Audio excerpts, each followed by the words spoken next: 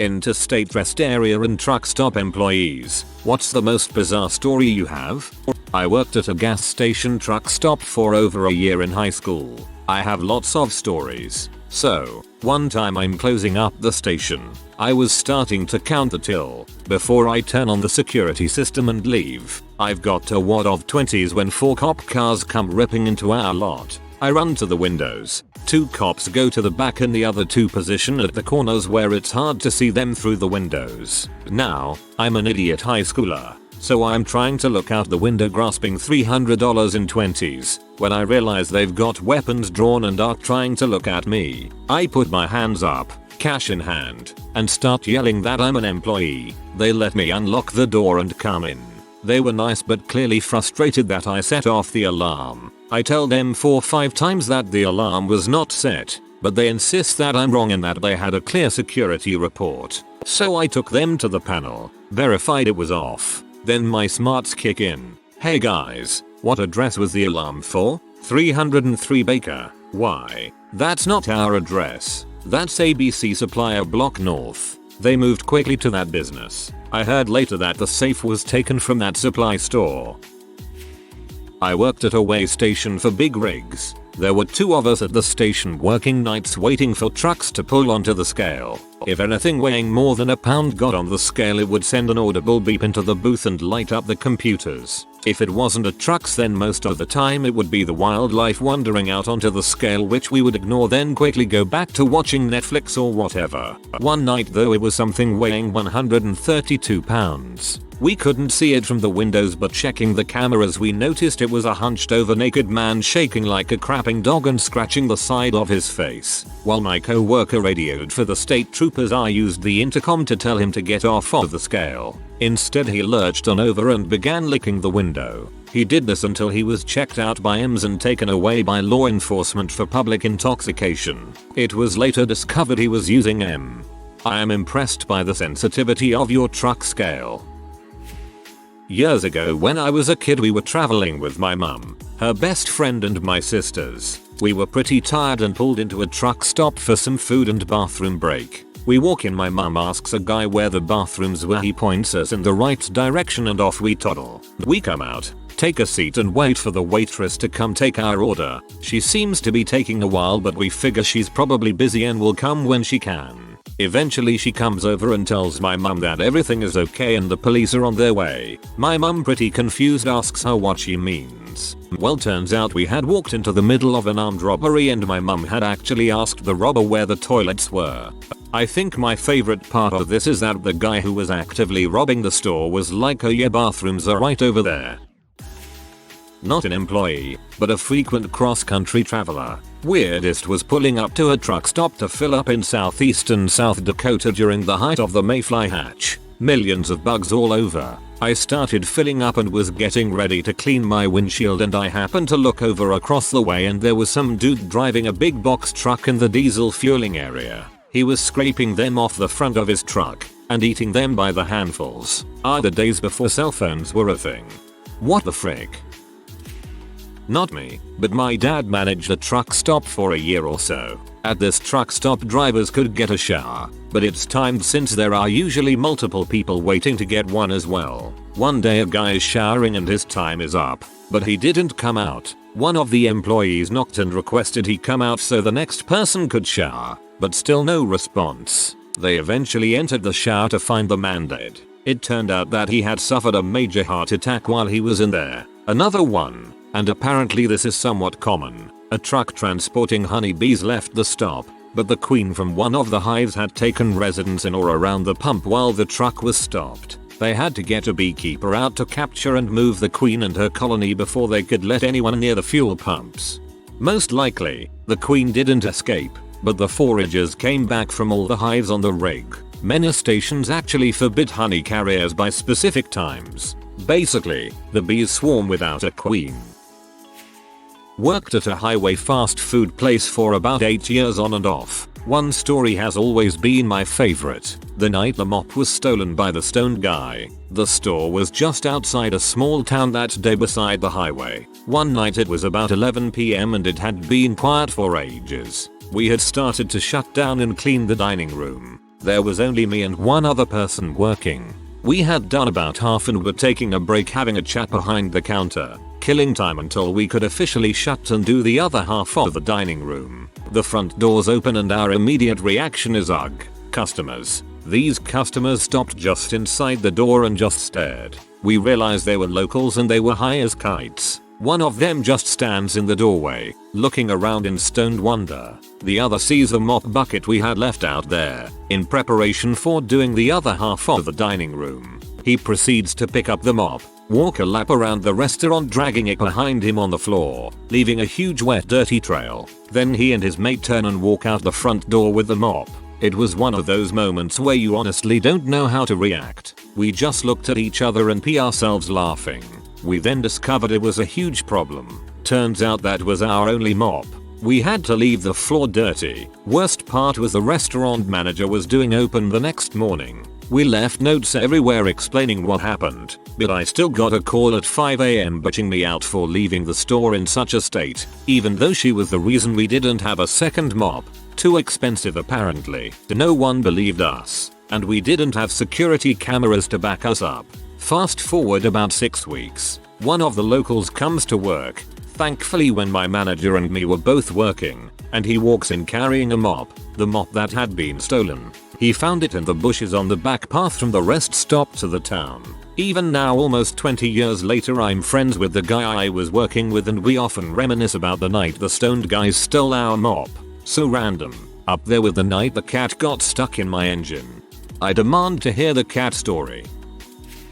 Worked in a sandwich restaurant in a truck stop. One day several years ago on one of my days off, one of our maintenance workers, we'll call him Michael, was doing his rounds changing trash cans in the truck parking lot. Michael supposedly happened across a 2 or 3 foot length of PVC with caps on either end. For most people, alarm bells should be going off. Not for Michael. He started lightly beating things with it and tossing it on the ground, like one would with a small branch or something. Guy takes it into the truck stop and throws it away in the garbage can under the cash register and forget about it. Several hours later at shift change he's giving an informal report to the incoming shift manager and casually mentions that he found something like a pipe bomb or something in the lot and that he threw it away under the register. Shift manager goes white as a ghost and says there's a pipe bomb under the register. Michael says yeah. The shift manager immediately vacates the premises, herds all the employees and customers out, and phones the authorities. The volunteer fire department, which I happen to be a member of, got toned out to block traffic into the parking lot and keep people at a distance. Sheriff's department shows up, realizes this is above their pay grade, calls the state police. They quickly realize the same and call in the bomb squad from the nearest major city and the ATF. All these important people are slowly gathering in the parking lot a healthy distance away from the building while I keep having to run back and forth across the parking lot in the 95-degree heat in turnout gear to explain to P-off truck drivers that no, they cannot go in the truck stop while there's a bomb inside, and no, I did not make that rule. The news ends up showing up. The ATF shows up. They suit up in bomb suits, walk in, carry the pipe bomb out, set it on the ground at the corner of 2 concrete walls of the building, run some detonation cord back to their truck, and set it off. The explosion was the size of a somewhat large firecracker. Michael got fired. Overnight shift supervisor 15 years ago. On Valentine's Day, then 18 years old, I was the only lonely Moth Earth King shift supervisor to be able to work second shift at MCD's rest area because, again, lonely with no date. I'm half asleep working the shift. Guy comes in high as a kite. Actually, he's higher than kites can go. He orders his food and leaves. An hour later, my cleaning guy, we'll call him Pedro, tells me there's a guy on the toilet that won't come out. We go in, keep knocking, and we're thinking he's sleeping on the shitter. We can see his pants around his ankles, and he's leaning down. While I go call the cops, I tell my cleaning guy to block the bathroom so no one goes into that part of it. There's 2 sides to the bathroom. Pedro comes out and tells me the guy is purple and dead on the shitter. He overdosed on something, not sure what. The kicker is that Pedro decided it was in his best interest to run the guy's pockets before the cops show up, which is how he found out the guy was dead. Pedro took the guy's stash and money before leaving. I found out a week later as I overheard it through the crew talking. Fun times at that place. Felt bad for the guy. I wouldn't want to go out that way. Pedro looted his corpse before he turned in the quest. Everyone knows to do that first because otherwise it disappears once you complete it. I used to work at a video poker room in a truck stop. A guy comes in, already so sloppy drunk that he can barely walk, thrusts a 44-ounce foam cup in my face and tells me to fill it with whiskey. I tell him, first, that would be $88. Second, I can't serve alcohol to someone who is already drunk. And third, I can't use an outside cup. He stops and stares at me for a moment, then thrusts the cup in my face and repeats himself. I tell him that it's not happening because I cannot for both legal and business policy reasons. He tries to get aggressive, but stumbles and falls over. So I tell the security guard, who was about as useful a coloring book to a blind person, to call the police. Dumbass was watching the whole thing and couldn't be bothered to even get off of his stool to do anything. And then, it happens. He pukes all over himself and the floor. When the cops arrive, we're all standing over this guy who is trying to get out of the puddle of puke and failing miserably, and is only succeeding in spreading it. The police decide to call an ambulance because he is far gone enough that he could have alcohol poisoning. I tell the security guard to go get some cat litter out of storage that we usually use to clean up fuel spills. Once he gets back, one of the cops got it in his head that we should take the guy out back and hose him off. So they put on rubber gloves and carefully half drag, half carry the guy outside, take everything out of his pockets, and use a hose to spray him off. So now, not only is this guy half dead from drunkenness, he smells like alcoholic vomit, and spraying him off only made him smell worse because apparently he had soiled himself earlier and it had dried so it didn't smell too terrible. Spraying him did wake him up though, so he starts trying to get up, but can't because he's sloppy drunk and isn't really coherent. The ambulance arrives, they strap him to the gurney, and drive him off. The guy never came back to the video poker room, so I don't know if he survived. What I do know is that the cops were obviously disgusted by the whole thing because I could see one guy gagging from time to time when I took a look to see if everything was alright. I managed a truck stop an hour east of Winnipeg in the late 90s. This was around the time that Western Star came out with their one-way full window bunk. We had a regular base of clientele that would stop both ways. Surprise to no one of the regulars became enamored with one of the waitresses. She had complained to me about this driver 2 weeks before and I assured her I would deal with it if he continued to make her uncomfortable. On his return trip he stopped in, I watched, saw nothing untoward. He ate and then left for his truck. As the Western Star full window bunk has been mentioned, he was parked right in front of the restaurant's bay window. I am back in the kitchen helping with prep and I hear my name called, and then I hear my name called. I walk out, look out the window and see the sun hitting the bunk window of this truck at just the right angle to witness this dude yanking on his wiener so freaking hard that I thought he was going to rip it off. All the while he's staring straight at the waitress through the window of the restaurant. Before I could react he realized that we could see him, jumped in the saddle, pants around his ankles and hightailed it onto the highway. I think he must have grabbed 5 gears inside 20 feet getting it going. We never saw him again. Not one anymore, but when I was a maintenance worker for a truck stop, I got a call over the radio saying there were 2 women in the parking lot covered in chocolate. I thought, well, as long as they don't come into the store. I went outside to find 2 women, completely naked, covered in a brown substance. I hope to God it was chocolate. The sheriff was called and apparently, they were both completely sober. They were there for a sorority thing. They were issued a ticket and it was, indeed, chocolate. Another one was a woman came to the counter and said someone stole her car. We called the sheriff and while we waited, I found she parked her car in the parking lot way in the back while she went to a nearby city with some girlfriends. When the sheriffs arrived, they couldn't find a trace of her car, broken window, skid marks, etc., and assumed someone must have had a key or the door was open picked. He did some investigating around the spot and found her car in the ravine she was parked next to. Apparently, a truck backed up, didn't know it hit something, and pushed it off the embankment. Took 2 wreckers to pull it out. The person who pushed it off was never found. I have a ton of crazy stories from that job, and I only worked there a year. Those are just the 2 that stood out to me. My friends and I went into a busy Japanese restroom at a tourist area. Aside from urinals there were maybe 10 stalls and all occupied with 1-2 people waiting for each stall. I think tour buses had just dropped off. Aside from the occasional flush and sink sounds, the restroom is relatively quiet. No one is talking on phones or to each other. I'd say 25-30 people were in the restroom using or waiting on the facilities. One guy is aggressive farting and shooting loud nuggets into the bowl while grunting and panting. It's comically loud and abusive. Remember, this is Japan and everyone is politely ignoring the thunderous sounds of defecation. I'm trying so hard not to laugh. I hear a single snicker from another stall and then I begin giggling loudly, snorting and such after I tried so hard to stay silent. Like cell phones ringing one by one in a disaster movie press room. Laughter spreads through the room as each person experiences exactly the same silliness. In a split second, the room erupts in way louder laughter than one would expect. BC everyone was trying so hard not to laugh. Other people laughing only made it more hysterical. When I came out of my stall, everyone was all smiles. Not one person waiting for a stall looked annoyed. Each of us in that room shared a bond over toilet humor which reached beyond nationality, age, or language. We experienced an immediate brotherhood and I will never forget it.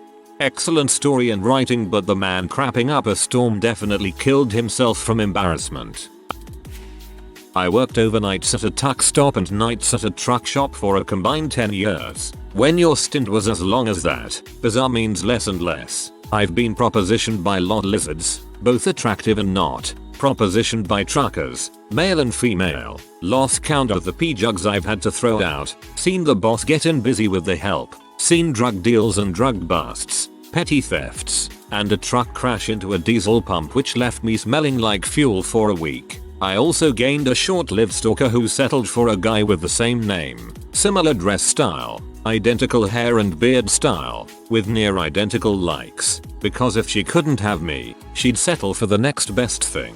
But what sticks out most are the following 2 instances. The first was when my town got from 7 to 11 inches of rainfall in a day. Our shop sat on the corner of an intersection, and myself and the technicians watched as idiot after idiot tried to get across the clearly flooded street, even with other cars flooded out and serving as warning signs. Also outside our shop were massive drainage ditches, and as the flooding got so bad that the ditches were full, the water started pulling cars into the ditches. An older woman got sucked into one of the eddies, and one brave mechanic raced out to save her. He dove into the churning water, pulled her out of her car, and got her to safety. When he came back, he had an utterly defeated look on his face. We asked him what happened, and he said, "She yelled at me for not saving her groceries." The other was while I was employed at the truck stop. A friend and I were smoking outside and chatting with a non-stereotypical trucker. We'd been shooting the breeze for 10 minutes or so when he asked, "Y'all got any strip clubs around here?" I said yes and started giving instructions on how to get to the first when he interrupted me.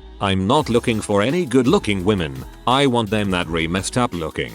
I like them ugly." I looked at my friend and we laughed, clearly thinking it was a joke. It was not. The trucker got a little red and angry. "I'm serious. I want them missing teeth, or a limb, or something." My buddy and I laughed harder, and the driver walked away, cussing us all the way to his truck. I didn't mean to kink shame the guy, but damned if it wasn't funny. I used to work with a girl that bragged about 2 of her 4 kids being conceived at the truck stop. Different dads, same romantic location. I was on a ride along when I worked for an international trucking company, and we pulled up at a large truck stop and had some dinner. After a while this lady comes in and starts talking to people, and it turns out that she is looking for her 13-year-old daughter. She had run away from home and left a note saying that she was meeting a guy here, a trucker that she met on the internet. Long story short, everyone is talking about what they have seen, and the mother is barely keeping it together. When a waitress comes in to start her shift, we bring her up to speed, and the first thing she says in front of the whole group is, "If you are looking for a body, did anyone check the dumpsters out back?" Needless to say, the mother then lost her crap. Literally, she fell to the ground and crap and pee herself and was ugly, crying so hard you wouldn't believe it if you weren't there. Anyway, it turned out that the truck driver was a sweet guy who was told she was 22 and just needed a ride home because she was broke. He worked out she was a child in about 0.1 seconds and took her directly to the nearest police station. An attempt was made to be helpful, but Jesus Christ, was there a lack of tact. Not an employee of one but a friend of mine from high school and I were cruising the back roads of our town and having a good time listening to music and just cruising. We decided to stop off at the truck stop in one of the towns we had ended up in and get some food and drinks. Suddenly she comes up to me excited and freaking out. I ask her what's wrong and she tells me she just seen Lance Bass of Indecent go into the men's restroom. I tell her I honestly doubt that, considering this was a small rural town truck stop and it's 1 AM. So we get our food and sit in her car parked at the front of the entrance. As we're eating, a solid 45 minutes has gone by and I tell her she must be seeing crap. Then suddenly the door opens and sure as crap it was Lance Bass. She rolls down the window and screams, "I love you, Lance," and he turns around and smiles and waves at her. Proceeded to walk over to a large and marked tour bus and get on it, then leave. That was a crazy night. Rule number 1 is no number 2 on the tour bus. I didn't work there, but I was at a truck stop in West Virginia where a very fat trucker was trying to buy a Twix bar from the vending machine. He paid for it, but the bar got stuck on the last loop of the dispenser. So the trucker starts shaking the machine. Don't try this ever. And it comes toppling down onto his legs, pinning him to the floor. "Ah frick," he says nonchalantly. Everyone hears the crash and comes rushing over to help while a worker calls 911. It's at this point the trucker realizes that the glass on the machine has broken, so he reaches between his legs under the machine, feels around and grabs a Twix bar from the machine. This dude just lies there completely unconcerned about being pinned to the floor and starts eating the candy. A worker says he should try to stay still until help arrives, but the trucker responds with, "Frick off, I paid for it already." By the time the fire department arrived and pried the vending machine off of him, this sucker had eaten all the Twix bars in the machine as well as some Doritos and cookies. An EMT brought out a stretcher to take this guy to the ambulance, but the trucker says he has a deadline to meet and that the ambulance won't be necessary. He gets up, somehow relatively unscathed, hands the worker $20 and says thanks for dinner bro, then hops in his truck and leaves. Impact resistant fat. If you are new to the channel, you can subscribe. I publish new videos every day. Until then, check another video.